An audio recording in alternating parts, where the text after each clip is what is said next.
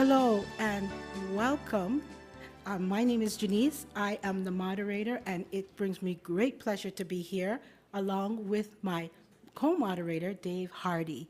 And we are here for a healthy debate here all day long. We are having an all-day candidate debate here in Scarborough.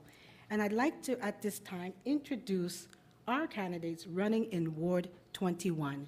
So the first person to my right is Fozzie Vitali, Zamir Nadeem, Rafael Roche, and Michael Thompson. Welcome all. Welcome all. I would like to say that this debate could not be done without our sponsor, and our sponsor for this debate in Ward 21 is Sarah Vanna Bahavan, and it's the #1 vegetarian restaurant right here in Scarborough at Woodside Mall. So if you're feeling hungry, and I'm sure many of you are, it's just about lunchtime, please go and visit that great restaurant, and you'd be happy to know that they have restaurants worldwide, and one is opening a grand opening. One is opening up in Vancouver very shortly, so one coming up in Vancouver. So with that said, I would now like to turn my attention to explain a little bit about how this debate will run. And I think somebody is buzzing. It is me. So sorry about that, guys. Might be another counselor wanting to come on. So I would like to, at this time, go through the format of today's event. The first thing I'd like to say is that you guys will all have a chance to make opening statements, 30 seconds in duration, at which time we will be asking you questions that we have prepared to you in advance by the moderator. You will have a minute to answer those questions.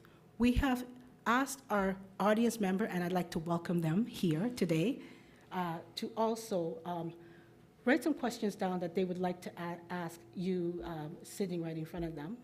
Dave Hardy at that time will take over and will be asking those questions from the audience. You will have the same 1 minute to answer those questions. You will be given an opportunity to rebut any of these questions if you so desire. You have 2 rebut cards in front of you. If you want to, you can rebut any of those questions. Once you've used those rebut cards, then you will only have your allotted original 30 seconds for closing.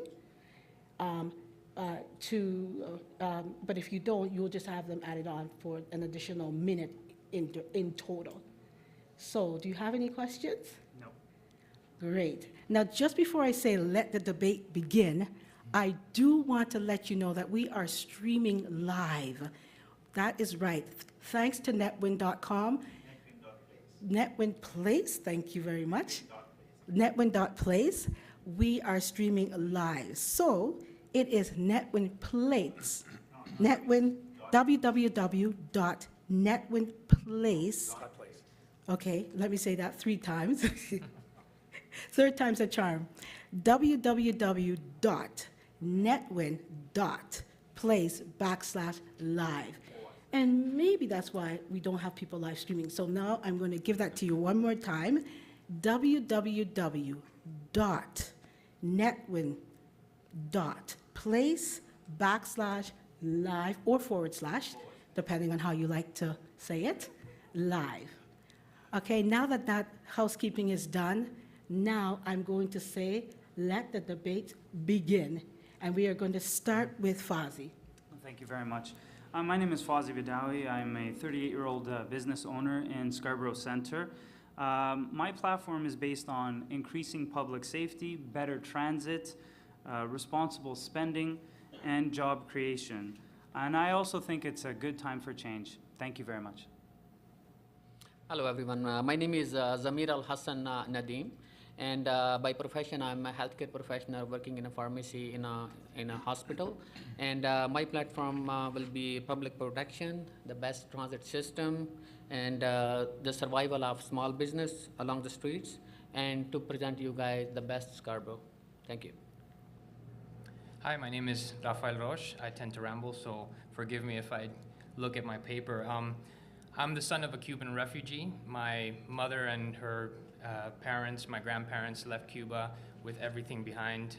They were they left the island that they so loved with just a suitcase with a little bit of clothes. They weren't even allowed to take photos. So I know what it's like to build a life of success, that it is possible to build a life of success starting from absolute nothing.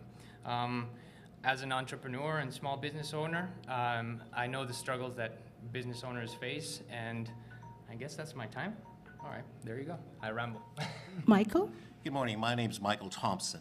Elections are complex and complicated. This election is more so because of the recent changes the province has introduced, court challenges, and the introduction of the notwithstanding clause. Experienced leadership that can work through the challenges and complications of this election process to get results for our community will be needed. This is why I'm offering my experience, knowledge, leadership, and a proven ability to get things done. Thank you, Michael. Thank you all. Now we're going to go to our first question, and we're going to address it first to you, Michael, and then we'll go Sure. in the other direction. And you'll have 1 minute to answer each of these questions.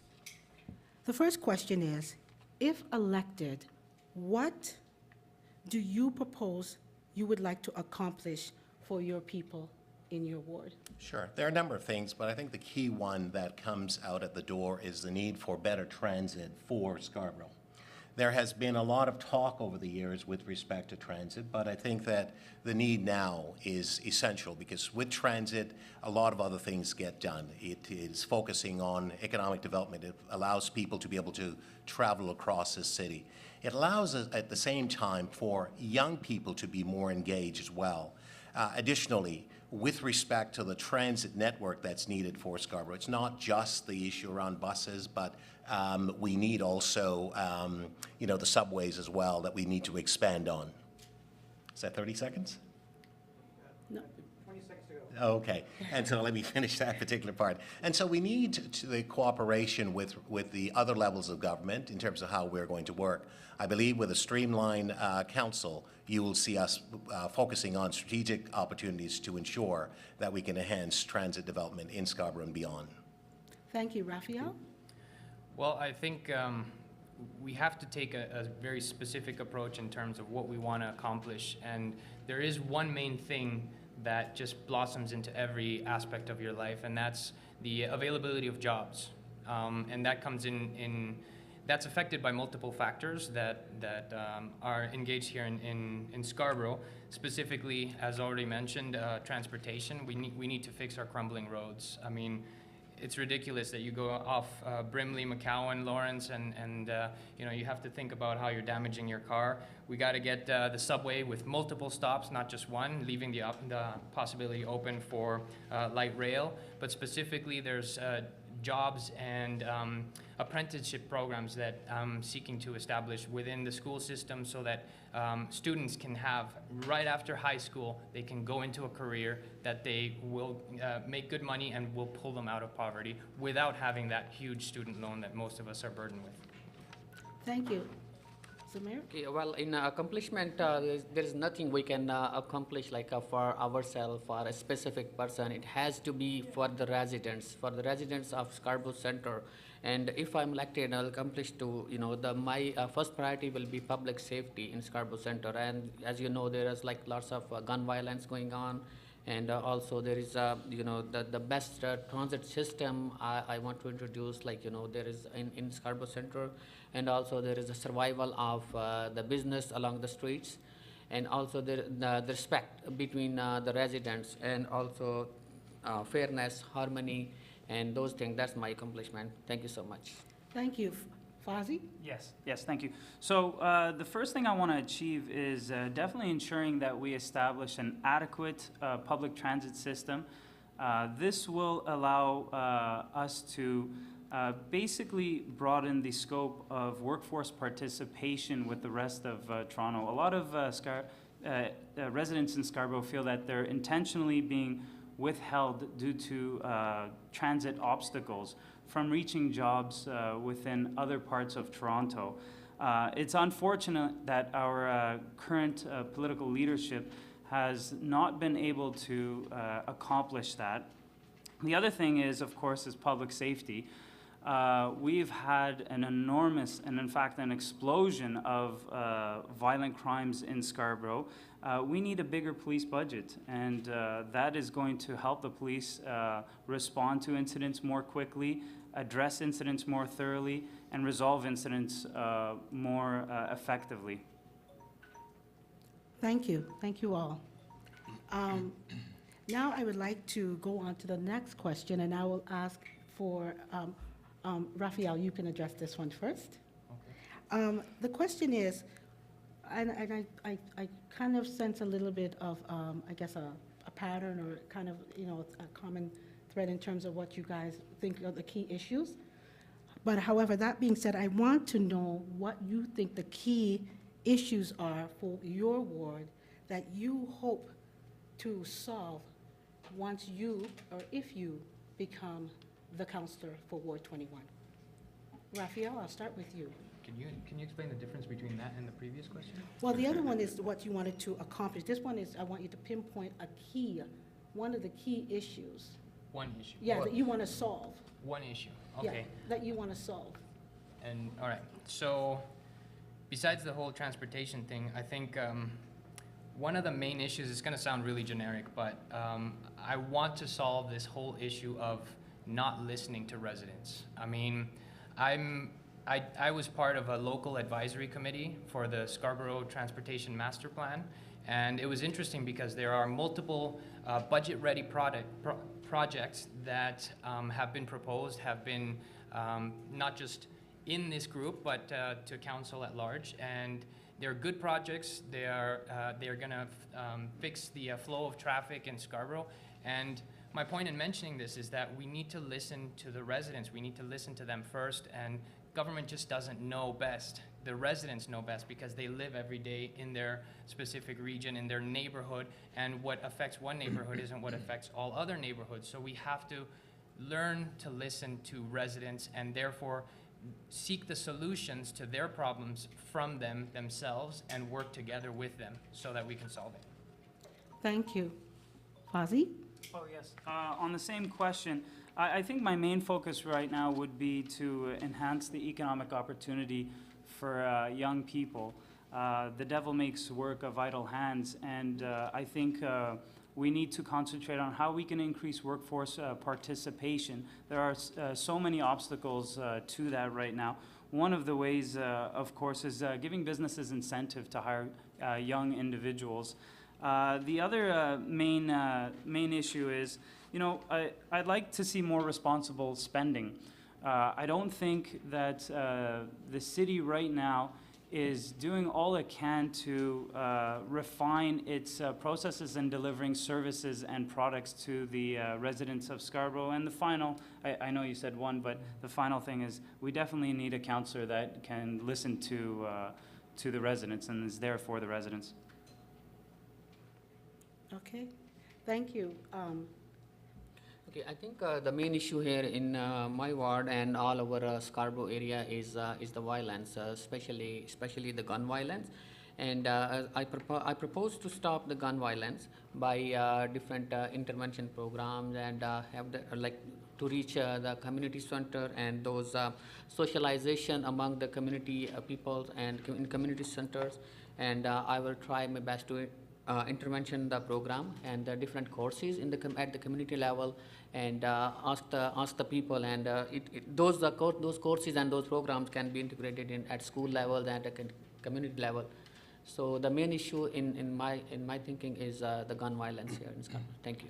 Great. Thank you, Michael. So the question is about the ward and what main issues that you've been encountering. One of the things that we've been dealing with here is the issue around traffic safety in terms of in the subdivisions and communities where people are saying people are driving too fast. We've had a number of situations where our residents have actually been killed in our roadway. And so we have to address this. We have to address this with respect to addressing the issue around speed limit. We have to address the issue around what can be done to intervene with respect to reducing the flow of traffic so that impact that's being posed on our community can be addressed. The other piece of this is the issue around the time it takes you to get from point A to point B. What traditionally would take you 10 minutes to get to some place across the area, it's now taking much longer. So it's more difficult for families to come home to make dinner. It's problematic all around. And so this is a major issue that we have to deal with in our community. Great, thank you. Now, does anyone wish to make a rebuttal? Yes? Yes, thank you very much. Mr. Thompson, with all due respect, you raised the concern, the serious concern about traffic, and I completely agree with you that it is a major issue. However, you've had members of the community, especially places of worship, demand that you change the traffic light signaling system in front of their establishment, and you have done very little to improve that traffic situation just west of Midland on Lawrence in front of Abu Bakr Mosque. Can you give us a reason why? I'm sorry, Yes, is this an answer and question? You can I see. respond, yes. Well, I think it's very important for the public to understand the following. No taxpayers' dollars should be spent to focus on one specific group. What Mr. Bidawi is talking about is a request from a specific group of people in the area to ask for a signal to enter their property purposefully for their members. It is my understanding that taxpayers' dollars has to serve the interests of all people, not just a specific group of people.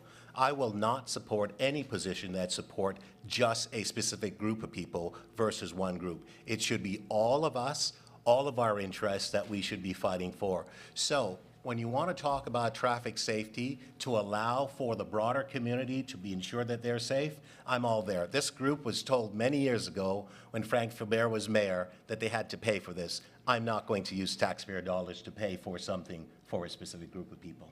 Thank you. Sorry, Excuse me. No, We're not no. having Yes, yes.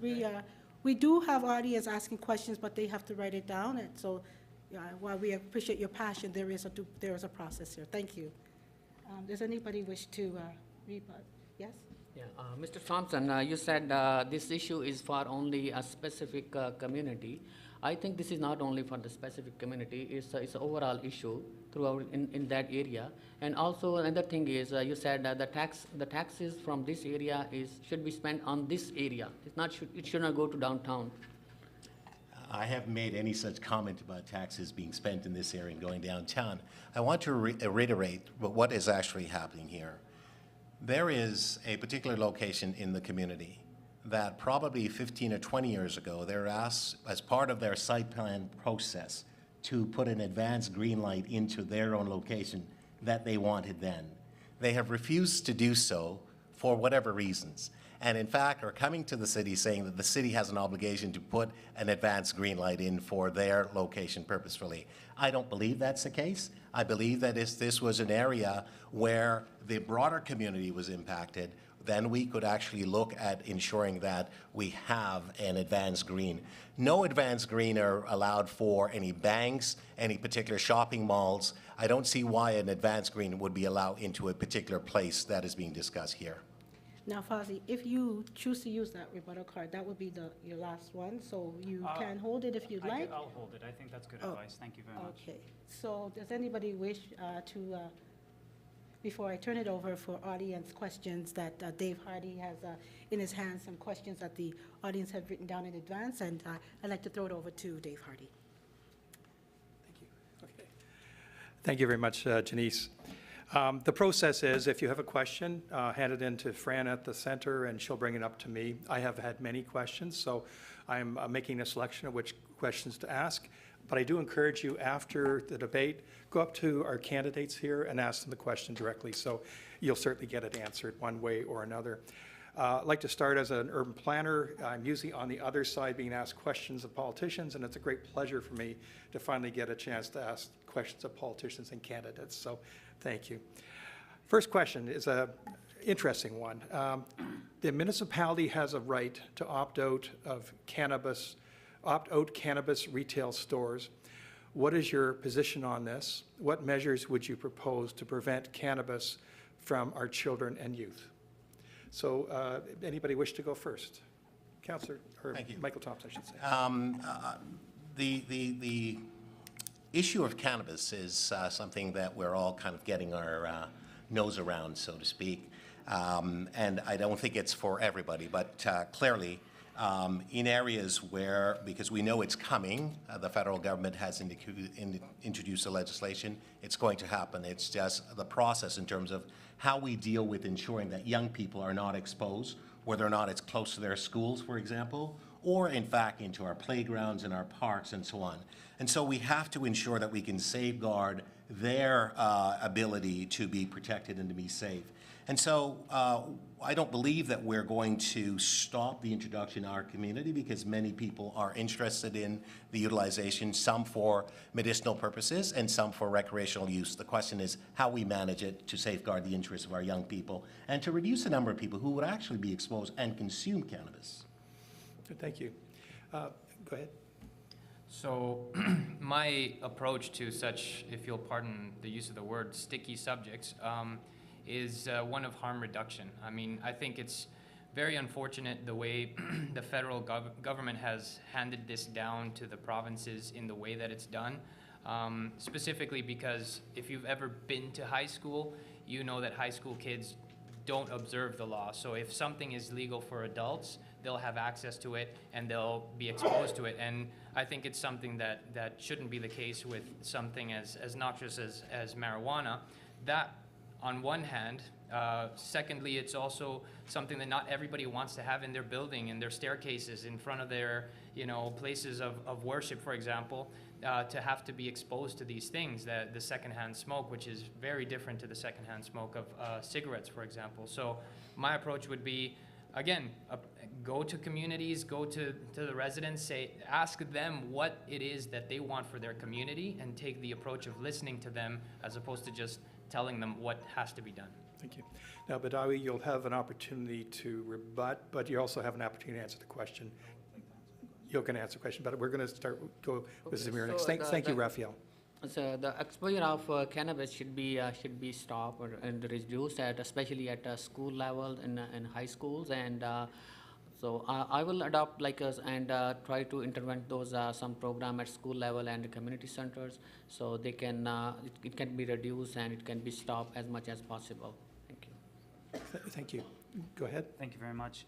So cannabis is a reality. The federal government is going to pass legislation to see cannabis being distributed through our community. What the city can do is they could limit where and restrict where that cannabis is distributed. When elected, I will ensure that proper zoning will be in place to make sure that it is not implemented in vulnerable areas, such as being close to schools. Good, thank you. Any rebuttals or any cross comments? I just say that we actually have those processes in place already, so it's not a necessity to introduce some later on. They're in place now because we're very concerned with respect to the impact that it actually has on our children and our vulnerable people in our society as such. In terms of place of planning, in terms of where they could be located, our zoning ordinance now permits where they can be located. And again, we do look to see that no schools and particular places where children would be susceptible to the smell and the utilization of the cannabis product. Good, thank you. Good, others? Good. Okay, let's move on to the second question. I actually received 3 questions about how should our councillors best serve us once they get elected. So there's a couple angles to that. The one question I will read, I think captures it. It says, in the new 25 ward structure, councillors will have to raise more money in order to run for re-election. What steps will you take to lessen the influence of money, particularly from property developers in local decision-making? And why don't we start with you, Bidawi? All right, so I see, now that I'm running in the election, I see that there are already restrictions on how much we can spend and how much we can contribute from ourselves. And as I understand, there is a limit on individuals spending $1,200, or at least in my ward, contributing $1,200 towards the campaign. Elections are expensive, and what we need to do is we need to make sure that elections are fair. So proper representation in terms of donations is already outlined. I don't necessarily believe that we should restrict it even more, because you want to get the message out, and that costs money. Good, that's good, thank you. Zamir? Yeah, as my friend he mentioned, elections are expensive, and we should encourage people like to have the contribution, and also like just to educate them how they can contribute, and they will get the rebate for whatever they're contributing. And as the city already have some restrictions, how much we can spend and how much one can contribute. So we should encourage people to have the contributions. Thanks. Good, thank you. Raphael? Just to clarify, you mentioned it was about property developers specifically, right? The broader question was about how we expect our councillors to perform once they're elected. One was about accepting money. There was another about what they should be doing at committees. There was another question on council voting. So it's the broader question of how do you think how should our councils best perform once they're elected? So I guess I'm going to sound like a broken record here, but I think the approach has to be, and if the approach is that we're listening to residents first, then you don't have the issue of big developers, big money influencing councillors, because what you have is the councillor is already listening to the people. And then if one of those members of the people that they are listening to happens to be a developer, that's great. Everybody should have their say. But there should be a structure in place of transparency, ultimate transparency. If a developer is approaching a councillor, this should be on record, and it should be on public record and easily accessible, so people know exactly who has the ear of your councillor, who it is that they're talking to, how much, for how long, and in regards to what. Because if property developers are spending an inordinate amount of time with a specific councillor, and then you see a specific development happening that the community didn't want, which is something that we see all the time. I know, for example, I've been to a couple of meetings where the community was just outraged. But that's, if we get those structures in place, we'll solve that tacitly like that. Thank you. Michael? I'm very proud to say that accountability is something that we have worked really hard at with the province. With the City of Toronto WAC, we have a lobby registry, so anyone who actually comes to see a councillor is registered, so the public does know that. We have a lot of different measures in place to ensure that the public's interest is always top of mind.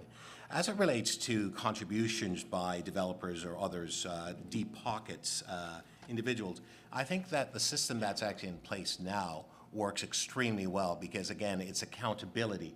We have to show our expenses, where monies are spent, where they're received, and so on, and how it's done. There's a complete audit of that particular process.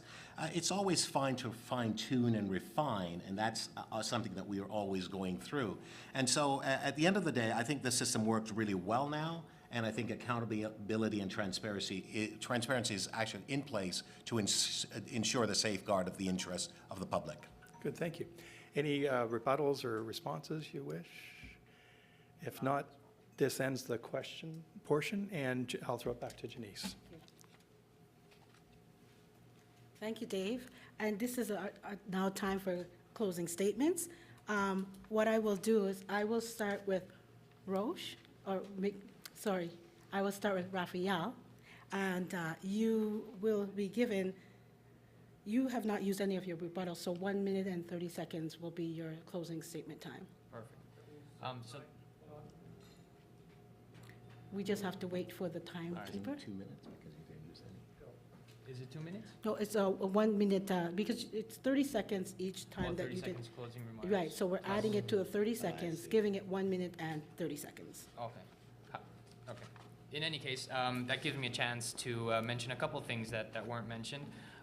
In terms of my strategy for crime reduction, which I think is highly important because our division here, police division, is the third highest in terms of shootings in Toronto. So that's something we definitely have to tackle. And one of the ways that I plan to tackle, besides what I've already mentioned, is to partner actually with small businesses, local businesses, to create apprenticeship programs, to create mentorship programs, to use microloans so that we can develop this sense of entrepreneurship in our young people, and that'll keep them out of trouble because they're using their creativity, their extra energy that they want to manifest in some way to do something productive, something creative, and something that brings value to our society. I would like to also encourage and work together with the police so that we can do programs that, for example, I used to be a pastor in Jane and Finch, and one of the things that they did there in the year of the gun, the year after the year of the gun, is we went on something called a faith patrol or a faith walk, and that among that with other programs like TAVIS caused a greater sense of community with the police, a greater sense of trust, and that sort of thing is what reduces crime. And I would also like to mention two more things, if I'm allowed 10 more seconds, is one of those programs for the youth would be city beautification, where students in high school propose projects and we beautify the city. Thank you. Yes, this is your time. Rebuttal. Good try. I like that, though. You get a second one. Yeah, I hope so. Fozzie, your turn. Okay, so. And you have 1 minute, Fozzie. 1 minute, okay, thank you. So, I'll wait. Wait for our timer. He will give us the thumbs up. He's just about ready, and he's good. Okay, so the highest priority right now, based on the issues that I've been talking to residents about, is going to be violent crimes, then transit. I'm definitely going to be, once elected, working very closely with the police to see what type of resources they need to bridge relationships with students in schools, bring back policing in schools. The other issue is how much resources do they adequately need to take back the streets. I mean, we want to reduce the crime sprees of these individuals, especially these gangs, so the law can catch up to them much quicker. The other issue is, I know the province has committed to investing in transit. I want to make sure that it is adequate transit. I want to make sure it's developed in a timely fashion. And I want to make sure that there's 3 subway stops in Scarborough, being the largest geographic borough in Toronto. That's what we deserve. We've sat for too long watching our councillors just watch other developments. Thank you. And Michael Thompson, you have Thank you very much. 1 minute. As I mentioned earlier, this is a complex and complicated election. There's a real need for experience and ability to be able to negotiate not only with Queen's Park, but also to negotiate with other members of council in order to ensure the things that we want in our community will be received. Expanding transit is a very focal and important aspect. Working to ensure that we hold the line on taxes at the same time. While we look at expanding transit and so on, we also have to ensure the bottom line for many people that they are not able to afford, obviously, some of the standard that we take for granted because they don't have enough money. Promoting as well more affordable housing. This is another issue that has come forward through the community. But the important thing is, ladies and gentlemen, it's important to have experience, it's important to have knowledge and leadership. My proven ability and proven track record to work for this community is very strong. We're going to work hard to continue to ensure we address the issues around public safety, transit improvement, holding the line on taxes, as well as housing. Thank you. Thank you, Michael. Zamir? Well, first of all, thank you so much, Janice and David, for having me here and arranging this debate today. And as I said, my motto will be for the public protection in Scarborough. So I request everybody on October 22nd, come out and vote for me. And as my motto and my slogan will be to present you the best Scarborough. And also I will reestablish the respect, harmony, fairness, peace, and trust among the residents of Scarborough. And also give them the better life, better education, and they can enjoy their retirement life. Thank you so much. Thank you all. On behalf of Dave Hardy and myself, I'd like to thank you all for a very lively debate. You've certainly opened up our eyes to a lot of the issues that are happening in your ward, and I think that you've given our audience and our people online listening some really good choices. So I hope that you all go out and vote on October the 22nd for one of these candidates that have really, is moving in your direction and where you want to see your ward. So thank you. And I also want to remind you one last time, if you can share with your people that they can listen to this online at www.netwin.place/live. We want everybody to know who's running in their ward. So thank you again and enjoy.